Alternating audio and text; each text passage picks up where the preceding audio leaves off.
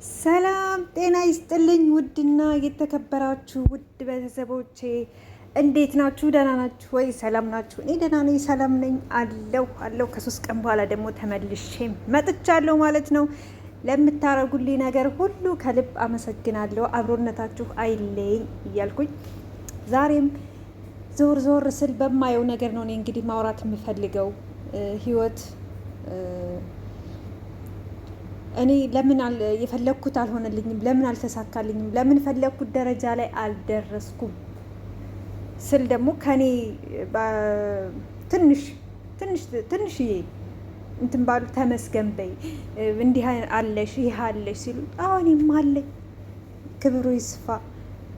በጣም ደስ ይለኛል። ጤነኛ ነኝ። ጤነኛ ልጆች አሉ። ጤነኛ ትዳር አለኝ። ከምንም በላይ ቤተሰቦች አሉ።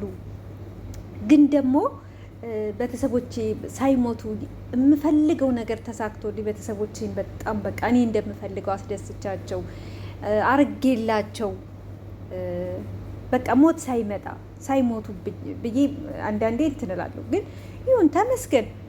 ሌሎችንም ደግሞ ስታዩ በፈጣሪ የባሰም አለ በቃ እልና ድንግጥ እላለሁኝ። ለምን እንዴት በፈጣሪ ታያለሽ? ችግር አዲስ ነው ወይ ኢትዮጵያ ውስጥ ልትሉ ትችላላችሁ። ለምሳሌ አሁን የኔ እናትና አባት አርሶ አደር ናቸው፣ ገበሬ ናቸው። ያንን ከዛ ደግሞ አውጥቼ ትንሽ እረፍት እንዲያደርጉ የገጠር ኑሮ ድካም ነው፣ ሁልጊዜ ድካም ነው።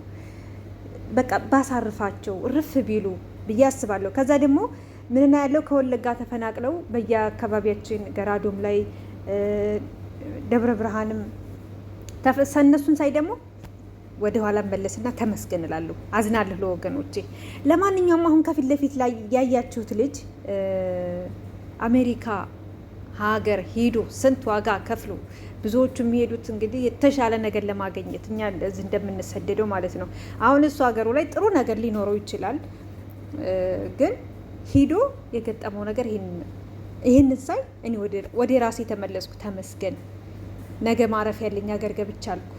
ወደ ጤናው ይመልሰው። ፎሎ ሰብስክራይብ ብዙ ያላችሁ ሰዎች ሼር አርጉ፣ ቤተሰቦቹ እንዲያገኙት። ፌስቡክ ላይ ተለቋል፣ ሼር አርጉለት። ለማንኛውም እኔ ስለዚች እህታችን ደግሞ ላወራ መጣሁ። እኔ እኮ ችግር ይዘበራርቃለሁ። አይድሌ ሁሉንም ካላወራሁ እላለሁ። 50,000 ሪያል ነው። ሪያል 50,000 ሪያል የሳውዲ 50,000 ለኢቃማ ተጠይቃለች እና እርዳታ አሰባስቡ ይባላል። አሁን እየነቁ ነው እህቶቼ። ጎበዝ ሁነዋል። መጀመሪያ መቀመጫዬን ብላለች ዝንጀሮ እህቶቼ። መጀመሪያ መቀመጫችንን ሆቴል ለሆቴል ሲሞላፈጡ ልብስ እየቀያየሩ ዝቅ ብሎ መስራት ሳይፈልጉ ኑረው በኋላ ላይ እየመጡ እንዲያርጉ ከተረፈን እኛ የምንረዳው ጎረቤት አለ፣ የተፈናቀሉ አለ፣ የታመሙ አለ፣ መስራት የማይችል አለ፣ አራሳ አለ። ስንት ጉድ አለ ኢትዮጵያ ውስጥ፣ ስንት ችግር። የራሳችን ቤተሰብ ራሱ ስንት ነገር አለብን። ይቺ ሳውዲ አረቢያ ነው ያለችው። ሰርታ እስከዛሬ ለምን አንገቷን ደፍታ አልሰራችም? በነገራችን ላይ እኔ አሁን ነው ያወቅኳት። 50,000 ሪያል አዋጡ።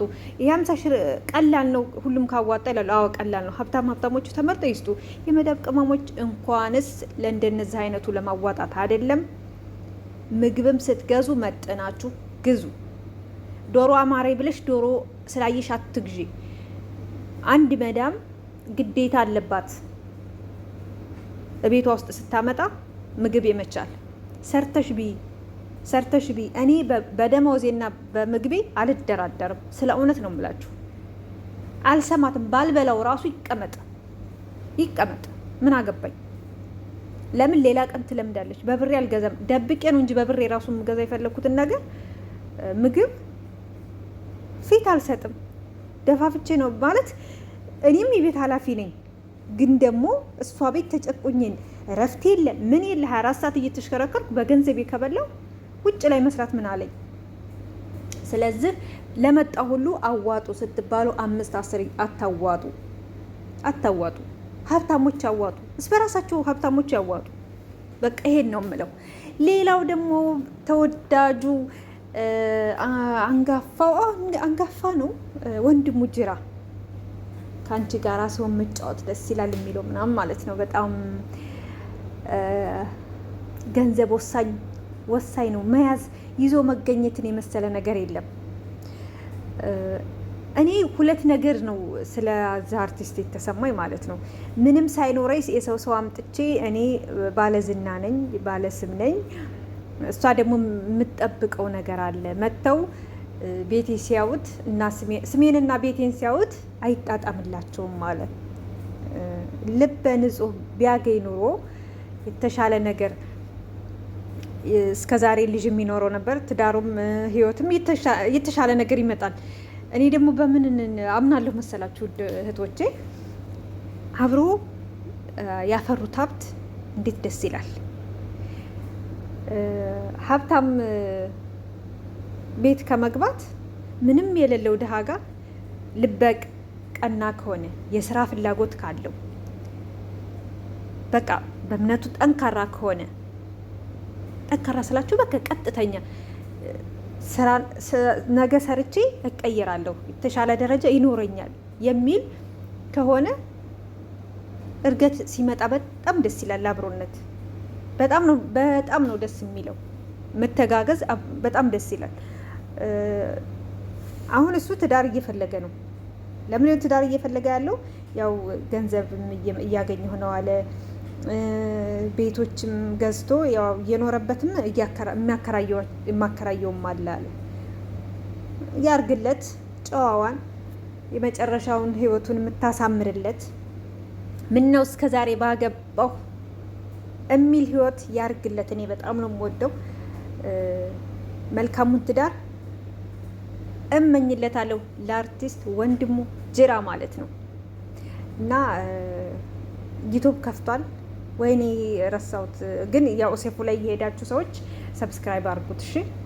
ሌላኛው ትንሹ በጣም የሚደነቀው በረከት ሊስትሮ፣ እኔ ሰዎችን ከትናንትናቸው ዛሬ የተሻለ ከሆኑ በጣም ነው የማደንቀው። በጣም መንፈሳዊ ቅናት እቀናለሁ። በቃ የሰው ልጅ ለውጥ ጥሩ ነው። ይሄ ልጅ እኔ የማውቀው በዩቱብ ነው። ማታ ላይቭ ሲገባ ምግቡን እየሰራ ምናምን ራሱ በቃ ጽድት ያለች ቤት ተከራይቶ የመጀመሪያ ህይወቱን ሲናገር ደግሞ እንዴት ያሳዝናል! እንዴት መሸለም ያለበት ልጅ ነው። የሚደነቅ ልጅ ነው። ትንሽ ስህተት ሰራ ተብሎ በቃ ብዙዎቹ እንትን ሲሉት ነበረ።